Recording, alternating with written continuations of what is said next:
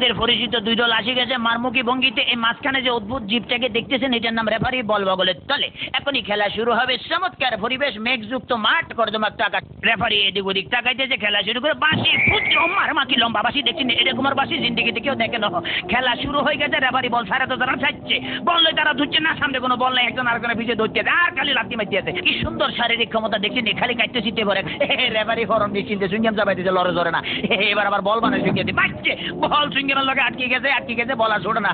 এতে কি কাম করলাম, রেফারি মুখের ভিতরে বল মারি, এটা তো গোল পোস্ট না, তবু মারি যে বল ছুটে না, ছুটি গেছে বল মারলো, কই মারলো আল্লাহ মারলো, একজনে পাইছে। আমা আমা একই আলামত দেখছেন নি, বুটের লাগে সিঙ্গেম লাগছে, সিঙ্গেম লাগে বল লাগছে। হ্যাঁ তেমন বল ছড়ে দেয় না, কি করবো?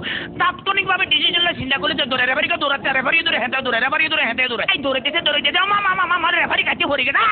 কি মজা লাগলো, দেখি দিদি আমি এবার উত্তেজিত হয়ে যেতে, ডোন্ট মাইন্ড। এবারে খেলা আবার সরম গতিতে চলতে আছে। এরকমের খেলা কেউ দেয় না, বল কেমনে ফায়ার লগে ফিক্সড হয়ে গেছে, আর বেগুনে দাম করে উচ্চ চিত্তা কাটতে পারে না। এবারে দেখেন গুলির ব্যাং নৃত্য, গুলি লাফাই দিয়েছে কিন্তু বল ফাইতে না, হাতে হাতে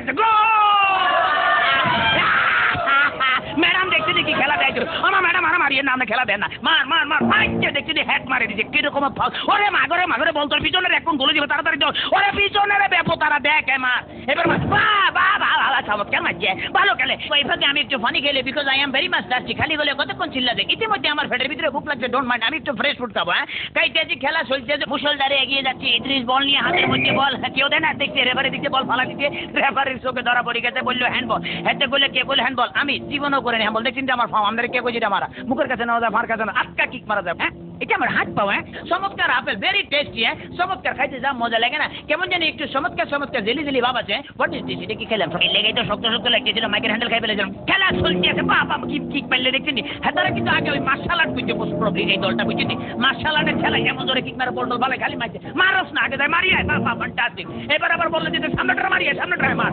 এবার আবার আগে যে সামনে করে বলে সার্ভি লেগে মারি, মার মার মার। এটা কি বলি খেলা হইতে আছে না মার্শাল আর্ট হইতে একমাত্র আল্লাহ মালুম। এবার বোধহয় রেফারির ভাগ্যে খারাপই আছে, না এত বড় বাসি দিকে হাতে ঘাবড়ে গেছে, জীবনে এরকম বাসি দিকে। ঠিক আছে ভাই সরি, আমি আর মারতাম না, আমার ফসারি দেন। খেলা শুরু হাতে ডস দিল, এমন ডস দিয়েছে ফাঁচুর কাটতে গেছে। এবারে বোধহয় ফাইনাল মারবো। হ্যাঁ এটিএম লইতে আছে, মারতে আছে, মারতাম ফাইল না, হেতারা বুঝি বলে যে তাড়াতাড়ি ব্যারিকেড ধরে নিচের ভঙ্গিমে আগায় যাইতে আছে।